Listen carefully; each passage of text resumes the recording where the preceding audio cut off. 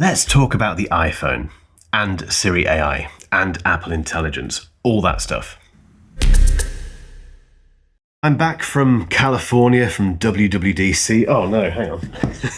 This is how much I'm using this phone. It needs charging quite badly. It's got 14%. Anyway, yeah, back from California, my first ever WWDC, which was incredible. I won't waffle on about that in this video because I've made videos about that already. We'll link to one of those videos at the end of this one so you can go and check it out. But I've been back for about a week now and I've been testing iOS 27 on my iPhone 17 Pro Max, along with Siri AI and all the new Apple Intel. Oh, I've just awoken Siri. Apologies if I've done that to you as well. This is, I think, one of the most exciting updates to the iPhone and the iPad and the Mac for quite a while. And that might sound a little bit odd because on the face of it, WWDC wasn't particularly big for each individual operating system. It was the collective update, the Apple Intelligence update, the Siri AI, in addition to everything that Apple has been doing over the last 2 years, which make this, it's really good. I don't want to come across as too much of an Apple fanboy, but I've been using Apple products for 20 years, and this is a key moment, I think. I genuinely think that. So I thought in this video, let's very quickly go over some of my favorite polishing updates to iOS 27. And then I've got a bunch of questions for Siri, which I've asked another AI platform to ask. And the instructions were, give it a hard time. Let's try and break this thing. Let's see how good it really is. So we'll come on to that in a bit. But first, let's get into the polishing stuff.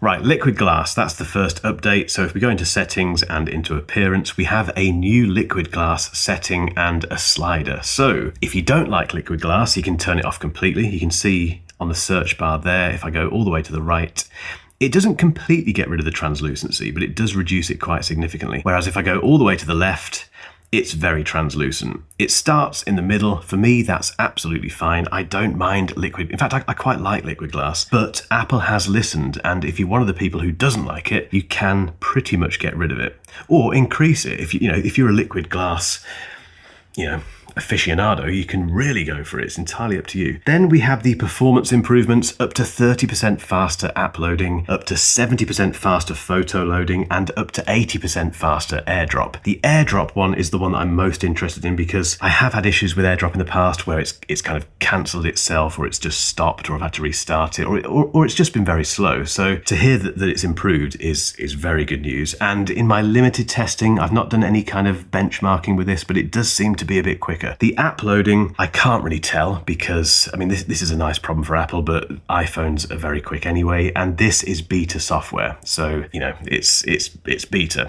That said, it's very solid. It's a really impressive beta. It hasn't really crashed. It's done some weird jittery things, but it's not done anything crazy at all. We have dynamic wallpapers, and I think I can unplug that now safely. Probably can't see it, but it's this kind of very nice Apple designy type thing, which does change throughout the day. So as the day draws on, it kind of gets a different color. It turns into like a kind of sunsetty, golden hour type thing. That's very cool. Custom EQ for AirPods. Thank you, Apple. I can't find this setting. I've updated my AirPods, I think, and I can't see it in settings at all. But it means we can basically tweak the bass, the mids, and the highs for our AirPods. It's fairly simple, and we don't know which frequencies we're tweaking, but we didn't have it before, so it can only be a good thing. I love it when Apple puts these little features into the new iOS update that you have to either come across naturally or someone else tells you about. One of those is if we go into a video, so for instance, this lovely video of Apple Park, if I want that as a frame, as a photo, I can now press the 3 dots and choose this new option here, which is save video frame as photo, and it does that. It gives me that frame as a photo. That's very handy for a content creator like me because I do a lot of grabbing frames from photos. That's very useful. There's also a new weather highlights view, which if we go into the weather app at the top here, it says highlights and it says chance of brief light rain from this evening through tomorrow morning. High temperature will be above normal starting Sunday. That doesn't happen at the moment on iOS 26. There's also the ability to draw in messages. So if I go into this isn't a great example because I'm not going to message Amazon this, but just to show you, if we go into here, we can go into drawing and I can say, please Scribe, don't laugh at my handwriting. And that sends that beautiful drawing as a message, well, as a image, I suppose, but that's quite, would I ever use that? Probably not, but you might. Then we have the changes to child accounts, and I can't demonstrate this at all at the moment, and my son is only 4, so we're not quite at the point where we need to worry too much about this. But if you do have kids who have iPhones, this will be very interesting. You can have time allowances now for different categories, so entertainment, games, and social media. You can tweak them specifically. You can have an ask to browse feature turned on, where they have to ask you permission as the parent to browse certain websites. It also blurs out gore now, so if they're watching stuff that is a bit gory, it will blur that stuff out along with nudity, and that works on FaceTime calls as well, which is good. And there's a redesigned screen time app, which looks very good as well. We saw all this stuff during a demo at Apple Park, and it looked great. I'm really glad Apple's doing that. Right, let's get on to the Apple Intelligence stuff. I just received this from Taurus, and can you guess what the design might be hinting at now that the World Cup is in full swing? This is the Q3 Air Portugal edition case for the iPhone 16 and the iPhone 17 series. It's a limited edition collab with the Portuguese Football Federation, so you've got the FPF crest built into the airbag corner, the dot matrix grip is inspired by the team jersey, and there's even a CR7 quote hidden inside the O stand, which makes it a proper football fan collectible. And speaking of that O stand, it's the thing that I've got the most use out of. It's a 360-degree magnetic mount that easily snaps out. You can prop it up or hang it on a wall mount to go completely hands-free, whether that's to film stuff or watch videos. And those airbag corners provide proper protection as well, so you can drop it without worrying about damaging your expensive iPhone. If you want to grab one of these fantastic cases and show your colours for the World Cup, just click that link below. Let's start with some photo editing. So for instance, if I go into Tools and Clean Up, if I want to get rid of these guys here, I think if I choose high quality, then do that, it detects them, kind of. Has that worked? Do I need to do all of them like that? Low battery, yeah, I know. Let's make sure we've got all of them. There we go. And then clean up, because they ruined my selfie. They really did. Historically, Apple Intelligence has struggled with removing things from photos. So let's see how it does with this one. It's taking its time. Let's fast forward this bit. There we go. If I just do the before and after, so there they are, and gone. It's done a really good job. It's filled in everything. It's decided that guy's wearing shorts. Fine, it was a very warm day, but it's filled in everything and kept myself and Liv there. That is really, really impressive. The other thing we can do is expand a photo. So again, if we go into Tools and choose, it's called Extend, apologies. If I just do that and do Extend, this can take a moment. Again, let's fast forward. Wow. Okay. So if I, again, do the before and after, before, after, and if we zoom in here to my t-shirt, it's, wow, that is impressive. It's kind of carried on the ruffled, part of my t-shirt. The car, this Mustang, it's done a pretty good job. It is a soft top, actually. It's done it as a 5-door as well, which it isn't. But that is, again, not something that we've had from Apple before of this quality. So that's very impressive. Then we have spatial reframing. So if I choose this photo of my dog Nala and choose reframe, this uses spatial computing. Some of the stuff that Apple has done in Vision OS, all the learnings from that have been put into this. And it means that I can take this photo, this 2D photo, and literally reframe it. So I can, for instance, say I want it to be a bit more like that, and then do reframe, and then it needs to fill in once again the missing area here, which it will do now. While it's doing that, this isn't something that I use myself. I think if you take a photo, that is the photo. It's the moment in time that you wanted, or maybe didn't want, but that is what it is. I think reframing photos it's a personal thing. If you fancy doing that, and there might be occasions where you need to do it, who knows? But again, technically, it's very impressive. So if I just do the before and after, that's the before, that's the after, and it's filled in the sofa there and the piano and some of the bits, and it's completely moved around my dog's face. So we're seeing the part of her that wasn't in the photo. It's really impressive. But it's time to try and break Siri AI. Just one thing to note about this is that if I go into settings, it still says indexing in progress, and it's said this for about a week now. So when you install iOS 27, it has to do some indexing for search and I guess Siri AI. It's still doing it, or that message isn't correct. Regardless, Siri AI still works and it's still very impressive, but I've got some questions here for it which were devised by another AI platform. So let's see what happens. Find the emails about the Festival of Speed and tell me everything I need to know about it. What do I need to bring? What time have I got to be there? All that stuff. Based on your emails, you are accredited to attend the Goodwood Festival of Speed on Thursday, the 9th of July and Friday, the 10th of July. Your media accreditation has been approved, but you must complete the 2026 Media Indemnity Form to access the event. Digital tickets and further details will be sent to you closer to the event. Set a reminder for me to fill out that, media indemnity form, a week before the event. I've added a reminder to fill out the media indemnity form. for the Festival of Speed on the 2nd of July 2026, which is fantastic. I'm not sure why it repeated itself. Again, this is beta software.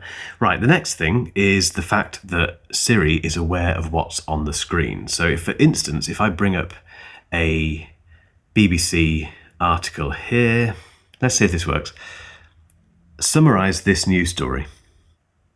The UK government has announced a ban on social media for under 16s, set to be introduced in early 2027. Additionally, officials are considering an overnight curfew and measures to prevent infinite scrolling for under 18s.